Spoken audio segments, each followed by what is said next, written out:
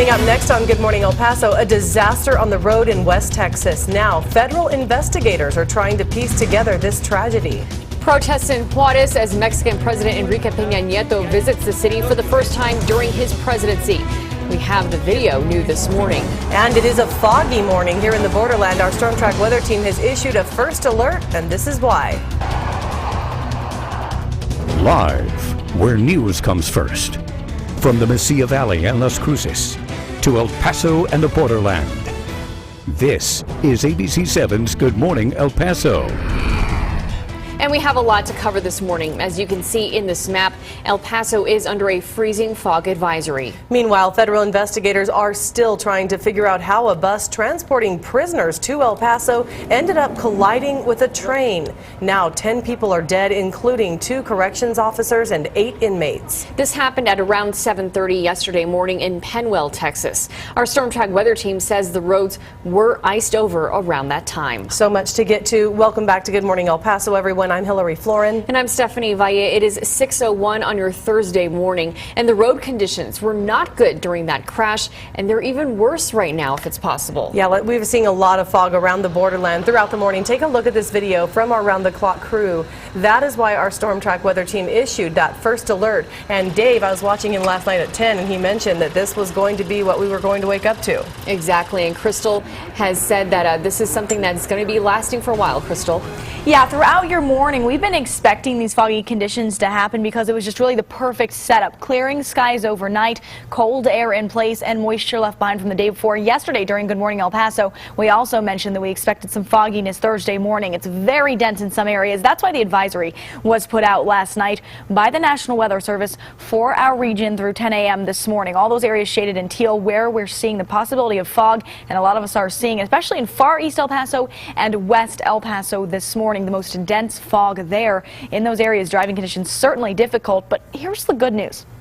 Once that fog starts to clear and we lift our first alert, it's actually clear skies above us, except for those clouds that are sitting right on the ground, giving us the foggy conditions. That means sunshine will prevail in the afternoon, warming us up, and we'll really need the warm-up. Temperatures this morning are cold. 29 Las Cruces, El Paso, 28 Ruidoso. Good news is we're not too terribly breezy, which means that we don't have a wind chill effect in some areas this morning. It just feels like we are staying in the upper 20s. Hillary? All right, thanks so much, Crystal. The fog is expected to linger through your morning commute, as Crystal mentioned, so make sure you give yourself a lot of time. Time is the key here. Yes, you want to give yourself a lot of time to get out the door and on the roads this morning. Just some tips to keep in mind once you get behind the wheel, though. ABC 7's Denise Olivas is live from West El Paso. Denise.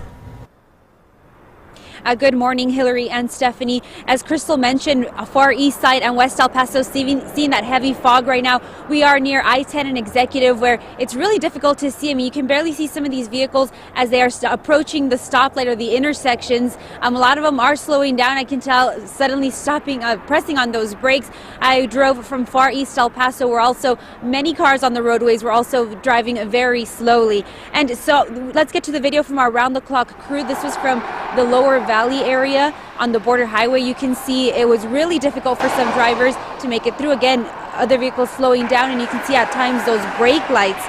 This is from the border highway near Shaver Park, and you can see just the lights there too. Just really the glare from the headlights and things like that. So just some tips this morning. Use your windshield wipers to increase your visibility. It also helps reduce glare from the oncoming vehicles and avoid sudden stops. Remember that larger vehicles like 18-wheelers need more distance to slow down or stop. And if you must stop, steer off the roadway as far as safely as possible and put those hazard lights on. And also one thing that I especially did this morning was the striping on the roadways and on the highways. Use those as a guide if visibility in front of you is difficult, because that'll help you stay on the roadway. And again, just keep that safe distance from all the vehicles. We'll be seeing this heavy fog throughout your morning commute, so it's very important to take your time as you head out the door this morning. For now, we're live in West El Paso, where you can see this heavy fog still lingering in this area. Hillary and Stephanie, back to you. All right, thanks so much, Denise, for that live report. Very visual out there, and let's take a few live looks at traffic from our traffic cams. This is I-10 and Trans Mountain. Visibility not as bad there as it looked downtown. I-10 and Trade Center, though, nice and foggy.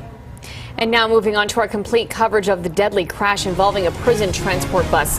The bus was on its way to the Rogelio Sanchez State Jail in East El Paso. Over the last 24 hours, federal investigators from New York, D.C., and Jersey have been trickling into Odessa. National Transportation Safety Board spokesman told ABC 7 that once the sun is up this morning, they will start figuring out just how this happened. Our newsroom has been in touch with the NTSB, and officials are telling us they may be having a news conference on this later today. Right now, all we know is that the bus ended up sliding down an embankment before colliding with a train. Had lost control of the bus, hit one of the guardrails, came off the roadway and flew across the embankment. We have also been gathering information on the victims. Here are their names. The two corrections officers killed were Christopher Davis and Eligio Garcia. Another officer is in critical condition in Lubbock. Now, the prisoners killed were Brian Wilson, Tyler Townsend, Jesus Reyna, Caleb Wise, Adolfo Ruiz, Michael Stewart, Angel Vasquez, and Jeremiah Rodriguez. The prisoners who are in the Odessa hospital are Terry Johnson, Remigio Pineda, Damian Rodriguez, and Hector Rivera.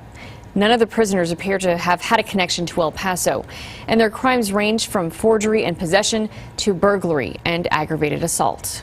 United Blood Services of West Texas is in need of more blood after that crash. El Paso is the hub of the Texas-New Mexico area, including Midland, Odessa. You can donate at one of these 3 borderland locations. You have to be at least 16 years old.